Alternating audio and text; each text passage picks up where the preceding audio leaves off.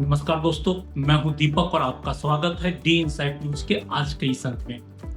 दोस्तों, आज हम लोग बात करेंगे भारत के एक ऐसे मास्टर स्ट्रोक के बारे में जिसे पूरी दुनिया भारत का चाणक्य नीति कह के डिफाइन कर रही है। भारत के इस मास्टर स्ट्रोक के बाद पाकिस्तान खौफ के साए में, चीन परेशान है। तो फिर आखिर क्या था यह भारत का मास्टर स्ट्रोक?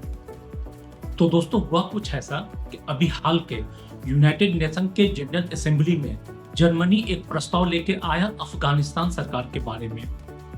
यूं तो इस प्रस्ताव में सारी बातें बहुत आइडियल थी।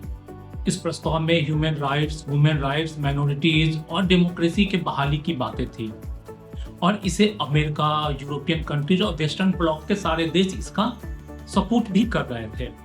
और ये सारे देश ये मान के चल रहे थे कि चूंकि भारत विश्व का सबसे बड़ा लोकतंत्र है तो भारत भी इसका सपोर्ट करेगा ही। वैसे भी भारत ने तालिबान को मान्यता नहीं दी है तो वो इसका अपोज करेगा ही। लेकिन भारत ने ऐसा मास्टर स्ट्रोक खेला कि उस हॉल में उपस्थित सारे राजनयिक हैरान रह गए। यहाँ तक कि तालिबान ने भी नहीं सोचा था कि भारत उसके लिए कुछ ऐसा कर जाएगा। हुआ ये कि भारत ने इस प्रपोजल का ना तो सपोर्ट किया ना अपोज किया, एब्सेंट रह गया। भारत ने बाद में अपने सफाई में यह भी कहा कि चूंकि इस प्रपोजल में आतंकवाद से जुड़ा कोई चर्चा नहीं था, जबकि अफगानिस्तान में जैसे मोहम्मद जैसे कई आतंकी संगठन हैं जो तालिबान सरकार के आने के बाद फल फूल रहे हैं। भारत ने स्पष्ट कहा, हम अफगान के लोगों के साथ हैं लेकिन आतंकवाद से पीड़ित हैं और चूंकि इसकी चर्चा नहीं की गई है इसलिए हम इस प्रस्ताव का सपोर्ट नहीं करेंगे, ना ही अपोज करेंगे, एब्सेंट हो जाएंगे। भारत के इस कदम से आखिर पाकिस्तान क्यों खौफ में है? तो दोस्तों, उसके पीछे कारण है भारत का तालिबान के साथ बढ़ता रिलेशन।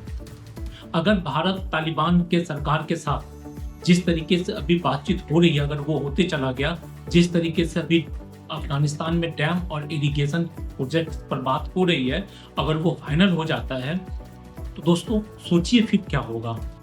इधर भारत सिंधु नदी के पानी को रोकने के लिए डैम और इरिगेशन प्रोजेक्ट्स बना रहा है और अगर वही अफगानिस्तान में काबुल नदी के साथ हो तो क्या होगा?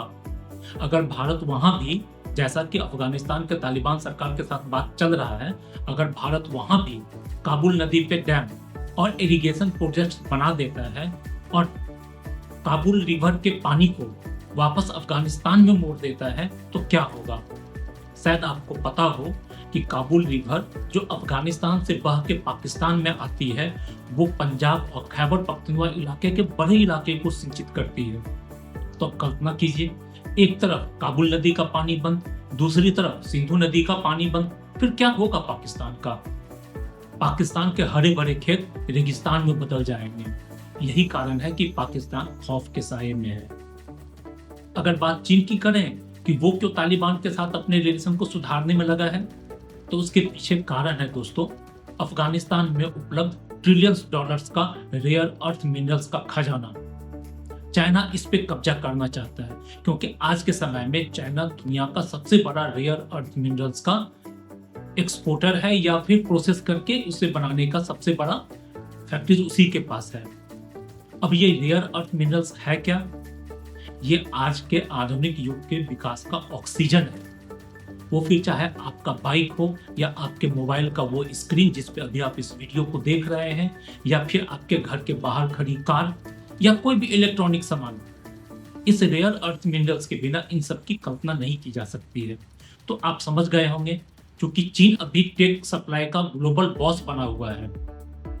अगर भारत इस मिनरल्स के लिए अफगानिस्तान के साथ एक एग्रीमेंट कर लेता है तो चाइना का ये मोनोपोली टूट जाएगा। फिर भारत के लिए ये रेयर अर्थ मिनरल्स सस्ता और आसानी से उपलब्ध हो जाएगा। चाइना इसीलिए नहीं चाहता है कि भारत का अफगानिस्तान के साथ रिलेशन सुधरे। दोस्तों, यहाँ एक और भी पॉइंट है जो भारत के इस कदम को बहुत महत्वपूर्ण बनाती है, तो वो है भारत का लैंड रूट का दशकों पुराना वो इच्छा जिसके लिए भारत हमेशा प्रयास करता रहा है और पाकिस्तान बार बार रंगा लगाता रहा है। क्या है वो लैंड रूट और क्या होना है भारत को उससे फायदा? अगर भारत का अफगानिस्तान से लैंड ट्रांजिट का एग्रीमेंट हो जाता है तो भारत का बना माल आसानी से सेंट्रल एशिया और यूरोपियन कंट्रीज तक पहुंच जाएगा। भारत इसके लिए दशकों से प्रयास कर रहा है और अगर ये हो जाता है तो भारत के इकोनॉमी को एक बड़ा बूस्ट मिलेगा।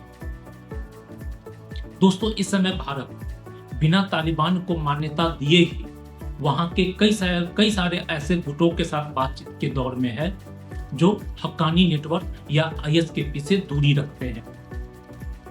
दोस्तों, यही है भारत का चाणक्य नीति। हम मान्यता नहीं देंगे लेकिन बातचीत का रास्ता खुला रखेंगे। हम अमेरिका और यूरोप जैसे कंट्री के साथ डेमोक्रेसी पे एग्रीमेंट भी करेंगे तो वही रूस से हथियार और ऑयल भी लेंगे और जरूरत पड़ी तो तालिबान जैसे सरकार के साथ भी बातचीत के दौर में रहेंगे जिसे अभी हमने मान्यता भी नहीं दी है। यही है भारत का चाणक्य नीति। दोस्तों, अगर मेरा ये विश्लेषण आपको पसंद आया हो तो मेरे वीडियो को लाइक कीजिए, मेरे चैनल को सब्सक्राइब कीजिए और इसे अपने उन दोस्तों को शेयर कीजिए जो सिर्फ खबर नहीं बल्कि खबर के पीछे की सच्चाई और उसके महत्व को भी जानना चाहते हैं। तो दोस्तों, मिलते हैं फिर अगले वीडियो में। तब तक के लिए नमस्कार, जय हिंद, जय भारत।